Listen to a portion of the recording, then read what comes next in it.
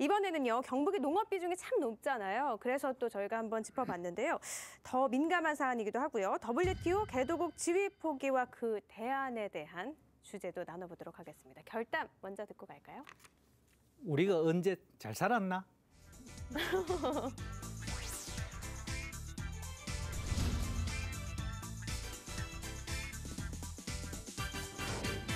이런 이야기를 이렇게 할 때가 있죠. 우리가 언제 잘 살았나? 어떤 때 하느냐? 제가 봤을 때는 현재나 미래에 대한 막연한 두려움이 있을 때, 또 한 가지 이길 수 있다는 결기가 있을 때, 그리고 이런 상황을 만든 상대에 대한 어떤 서운함, 이것이 합쳐질 때 우리가 언제 잘 살았나? 이런 이야기를 하는 것 같아요. 네, WTO 개도국 지위를 우리나라가 포기했지 않습니까?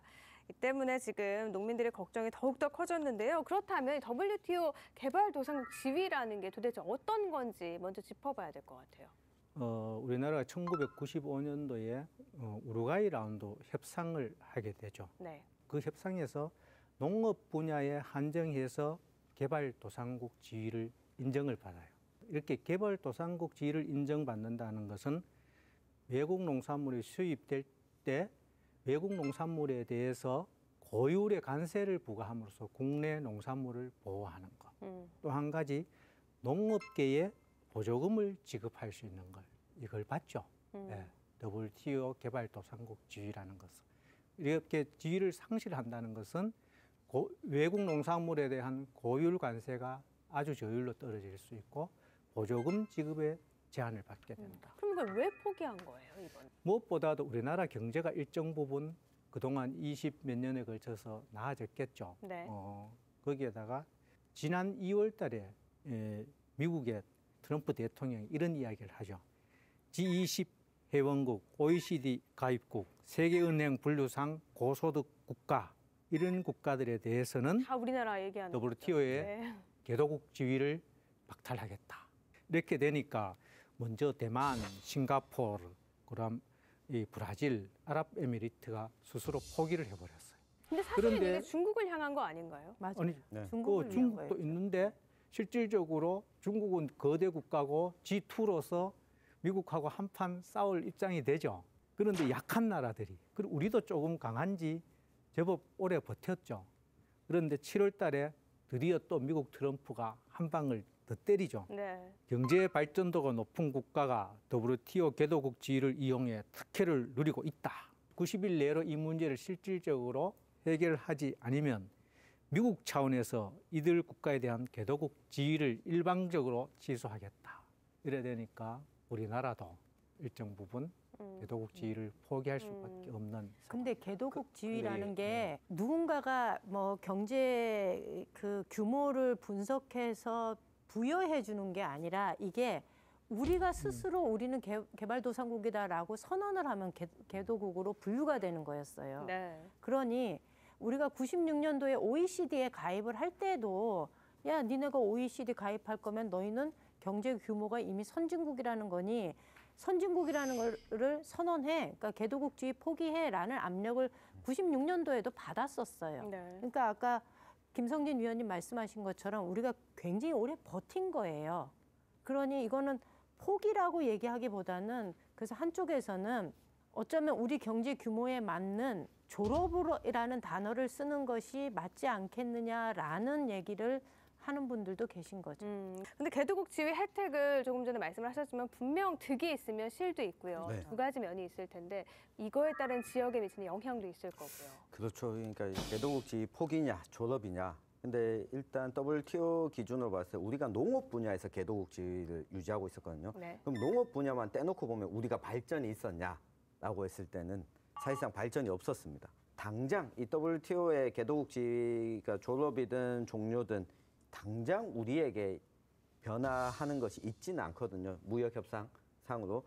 자, 개도국 지위가 사라졌으니 이제부터 앞으로 협상하는 거에서 우리는 개도국이 아닌 선진국 지위에서 협상을 하게 되기 때문에 이게 뭐 3, 4년, 뭐 길면 10년 후에 여러 국가들과 달라질 수 있는데 문제는 이걸 염두에 두고 있기 때문에 우리 정부의 농업 정책 자체가 전면적으로 바뀔 수밖에 없는 거죠. 그렇죠. 그러니까 농민들에게 닥칠 문제는 바로 이 부분인데 일단은 지금 가격을 지원해 주는 방식의 직불금, 그러니까 변동직불금. 변동직불금이죠. 이제 보조금이라고 하죠. 네. 농업 관련한 보조금 위주의 정책이 바뀔 수밖에 없는 거죠. 네. 그렇다면 농민들은 이 보조금에 의존해서 농사를 지어왔던 농민들 입장에서는 정부 정책이 바뀐다면 이 준비를 해야 되는데 이 준비하는 기간에 대한 안내나 그리고 이렇게 가야 됩니다라고 하는 과정에서 구체적인 이 농업 정책에 대해서는 아직 제시가 안 돼 있는 상황이거든요.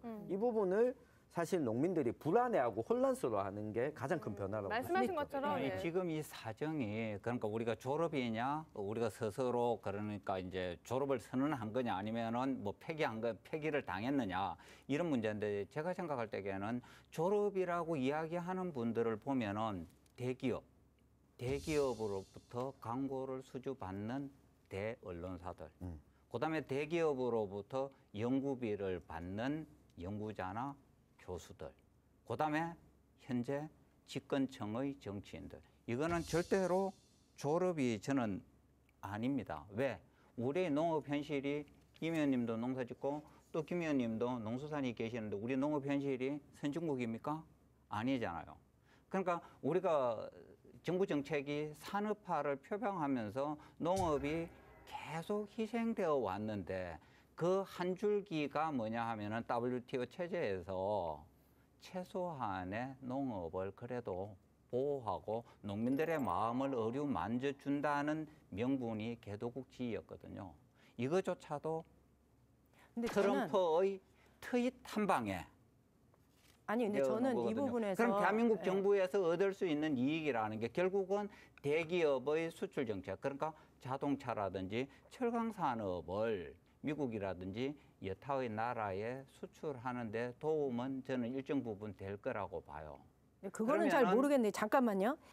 우리가 이 개도국 지위에서 벗어남으로 해서 결과는 보조금이 대폭 줄은 건 맞아요. 그런데 정부 입장에선 고민이 있는 거예요. 1조 5천억 원가량의 농업계에 집행되던 보조금의 대부분이 어디에 들어갔냐 하면 쌀값을 보존하는 변동직불금에 들어간 거예요. 네. 그러니 우리 농업이 옛날처럼 쌀 위주의 농업 정책, 쌀이 모든 농가의 대부분을 차지하고 있지는 않아요. 지금 실제로 변동직불금으로 집행되는 대부분의 보조금을요. 변동직불금으로 하면 경작 면적을 우리가 고려할 수밖에 없잖아요. 거기서 생산되는 게 많다 보니까 대부분 대농가한테 집중이 되더라는 거예요. 이걸 분석을 해보니.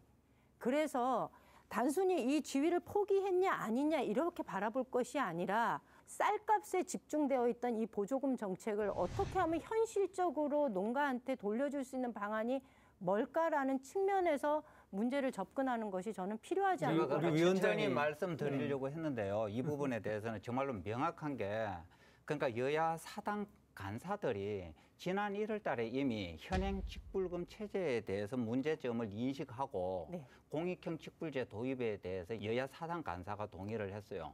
그러면 이 공익형 직불제를 수행하는 데 드는 예산으로 2조 4천에서 3조를 예상을 합니다. 이게 지난 1월 달의 이야기예요. 아니 그러니까 그게 그런데 이미 이제 이게 개도국 농업에 대한 지위에 개도국 지위를 포기하기 위해서 준비가 되어 대단한 있었다는 설계를 한 것처럼 이야기하는데 그래, 일차적으로. 예산을 늘린다고 했는데 실제로 정부 예산이 편성된 예산이 2조 2천억밖에 안 됐어요. 그런데 이제 야당하고 농민단체의 그러니까 반발에 의해서 3조 가까이 전격된 거죠. 정부 안은 이미 2조 2천억밖에 아니었다는 그러니까 거죠. 적어요. 맞아요. 굉장히 우리 위원장이 적어요. 먼저 질문을 이렇게 던졌어요.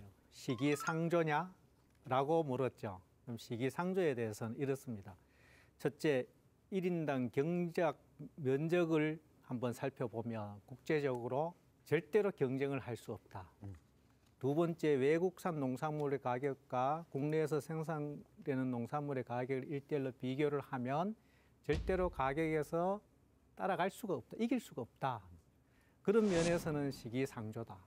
다만 정부 입장에서 봤을 때 농업만 가지고 이야기할 수 없고 국가 경제 전체를 봤을 때는 이걸 다 적용을 해보면은 피할 수 없는 상황이다. 음. 그럼 어떤 대책을 세워야 될까?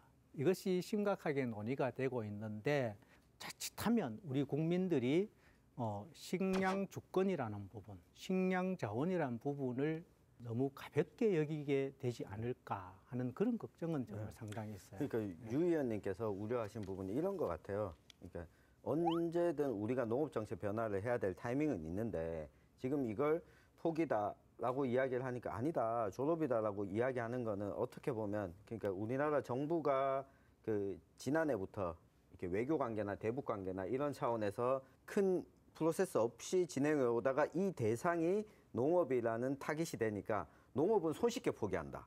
그러니까 트럼프가 메시지를 던지고 나서 방위비 분담금 그리고 지소미아 유지 등등 여러 가지 압박을 줬는데 어느 것 하나 쉽게 결정한 것이 없어요. 근데 농업 분야에 대해서는 너무 생각보다 빠르게 반응했다는 거죠. 그러니까 제 이야기를 제 생각을 너무 표현을 잘 해주셨는데요. 그러니까 대외 관계에서 군사 부분이라든지 방위비 부분에 대해서는 정말로 문재인 정권이 치열하게 국익을 지키려고 노력한 걸 갖다가 저는 최소한 느껴요. 결과가 어떻게 되었든 간에 그거에 대한 평가는 높게 사고 싶은데 농업 분야는 트럼프의 트윗 한 것에 협상의 여지조차도 다 버린 거 아니에요.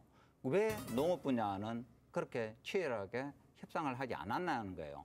더 중요한 거는 여기서는 대통령을 제가 공격할 수밖에 없는 게 농업 정책 분야는 후보 시절에 내가 챙기겠다고 말씀을 하셨어요.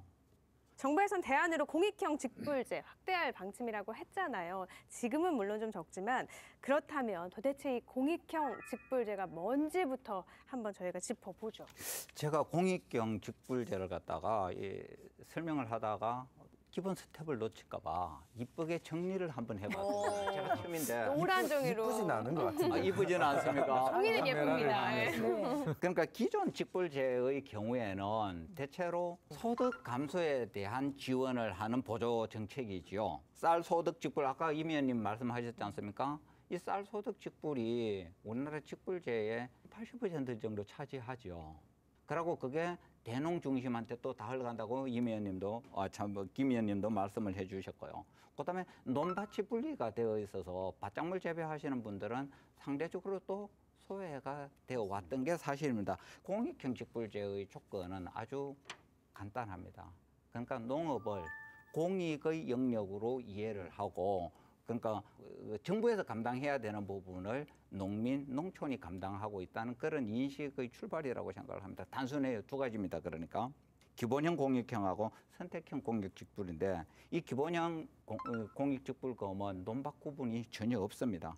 그다음에 혜택이 소농한테 많이 돌아가게 현재 설계가 되어가고 있는 걸로 알고 있습니다. 그다음에 이제 우리가 가장 중요한 농업에서 개도국 지위를 포기해도 지속적으로 보조금을 줄 수 있는 이런 부분, 친환경 농사를 한다라든지 경강 보전에 대한 보조금을 준다라든지 이런 부분들은 계속 들고 계셔 보세요. 아니, 벌 세우시는 거 아니죠? 저기서 예. 그 기본형 공익직불에서 소농 기본직불 저 부분은 예. 그러니까 아까 말씀하신 것처럼 경지 면적이 적은 사람들한테 그러니까 좀 많이 돌아가고 그렇죠. 경지 면적이 많은 사람들한테는 옛날에는 이게 이 사람들한테 왕창 쏟아졌던 보조금을 이걸 좀 얇게 하겠다라는 게 기본 설계라는 네, 거잖아요. 맞습니다. 그리고 면적을 고려하지 않을 수 없다라고 했을 때 이 면적 문제에 따라 면적에 따른 직불제를 시행을 하려고 하면 거기에 따라서 나와야 되는 게 뭐냐면 농지법이 개정이 돼야 됩니다. 그렇겠죠. 예, 이 부분까지도 염두에 두어야 된다는 거죠. 류희순 의원님은 약간 우려의 목소리가 더 큰데 우려의 입장인데요. 공익형 직불제에 대한 그럼 농민들의 생각은 어떤지 반응이 지금 어떤가요? 그러니까 공익형 직불제에 대해서 농민들이 갖는 기대는 생각보다는 큰 것 같아요. 그런데 이제 방금 이제 여러 의원님들이 말씀하신 것처럼 개도국 지위를 포기한 그런 상황에서 최소한 농민들의 반발을 해소하려는 정부의 고민이 예산에 담겨지는 거 아닙니까? 그런데 예산에 담겨져 있지도 않고 그다음에 이제 우리의 주 식량 자원인 쌀의 생산성을 유지할 거에 대한 대책도 또 담고 있지를 못해요. 그런 부분, 우리 주곡인 쌀에 대한 대책이 좀 현재 미흡한 것 같아요. 네, 그럼 WTO 개도국 지위 포기와 그 대안에 대한 김성진 위원님의 결론은요? 식량 주권을 지킬 수 있고 식량 무기화를 막을 수 있고 또 지속 가능한 농업이 되게 하고 농민이 이기게 하는 대책 이걸 세워야 되겠다. 너무 어려워요, 이거. 불가능한 거 아니에요, 거의? 결국 이렇게까지 가야 되는 거예요. 가야 되는 건 맞는데 맞는데. 굉장히 힘든. 이상사회. 네. 유희순 위원님의 결단 듣고 계속 이야기 나눠보죠. 농사 이제 그만하라고요.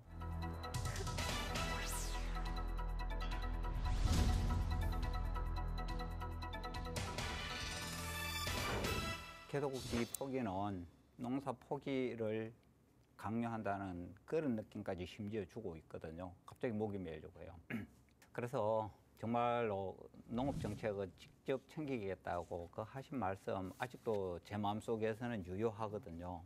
그 기대를 정말로 안 저버렸으면 좋겠어요. 네, 유희순 위원님의 말씀처럼 농민들의 시름이 깊어지고 있는데요. 그래서 대안으로 농민수당제 확대 요구가 또 커지고 있습니다. 최근 지자체가 도입하고 있는 농민수당제, 이건 또 어떤 제도죠? 농민들에게 기초소득을 제공함으로 해가지고 1차적으로 농민들 간의 소득 격차를 이제 줄일 수 있고 결국은 여기서 농민수당제를 도입한다는 것은 농업의 공익적 가치를 인정한다는 거잖아요.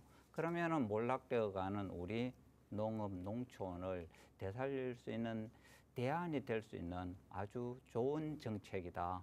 첫 단추를 정말 잘 깨서 이런 농민들이 갖고 있는 걱정, 염려들이 이 제도 하나로 다 없어지지는 않겠지만 최소한 실망은 주지 않는 그런 농업 정책으로 이 정권에서 좀 안정적으로 정착을 시켰으면 하는 그런 바람을 가져봅니다. 네, 농민수당이 기본소득을 보장하자는 취지잖아요. 네. 그렇기 때문에 전국에서도 많은 요구가 있는 것 같은데 경북적으로 한번 보면 봉화 말고도 청송하고 상주에서도 네. 지금 도입 논의가 활발하다고 하는데 어느 정도까지 진행이 되고 있나요? 청송은 내년 1월부터 시행하는 걸로 되어 있고요. 네. 그 상주는 지금 여론 수렴 중인데 상주시장님 유고가 생기는 바람에 이게 조금 더 시간은 걸리겠지만 상주가 적극적으로 지금 논의 그렇죠. 중이고 수렴 중이니까 아마 새해는 뭐 될 거예요. 아마 조금 시장 유고니까 재선거 이후에는 뭐 준비가 거의 다 되어 있으니까. 경북에서는 지금 상주에서 이렇게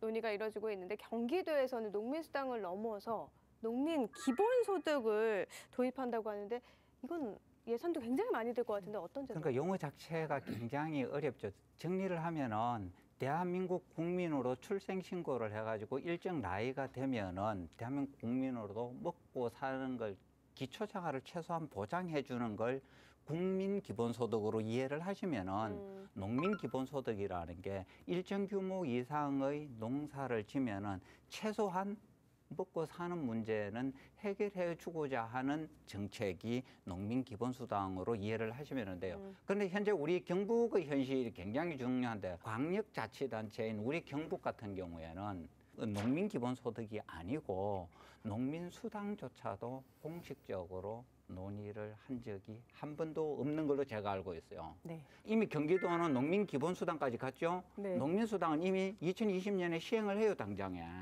그다음에 충남이라든지 전남 같은 경우도 네. 대다수의 광역자치단체가 농민수당을 2020년에 제공하는 걸로 준비를 하고 있습니다. 그런데 우리 경북은 논의조차도 안 하고 있어요. 농민단체들이 왜 경북에서는 이 기본소득과 관련된 논의가 광역 단위에서 전혀 이루어지지 않느냐라고 질문을 하는 경우가 있어요, 지역에서. 근데 제가 그때 하는 말이 두 가지인데요. 하나는 전국이 고등학교까지 무상급식을 해도 아직까지 무상급식이 안 되고 있는 데가 경북이다라는 얘기 하나와 도에서 먼저 하라고 얘기하지 말고 농업 인구가 다수를 차지하고 있는 이런 지역에서 먼저 주도적으로 논의를 하고 정책을 한번 시범적으로 해보고 그 뒤에 그 힘을 가지고 경상북도가 이 문제를 논의할 수 있도록 이렇게 뒤에서 받쳐주는 것이 현실적이지 않겠느냐라는 얘기를 제가 하고 있어요. 네, 유희순 위원님의 결어 들어보죠. 예, 대통령님 농업 정책은 직접 챙기시겠다고 하신 말씀 아직도 유효하시리라고 믿고 있습니다.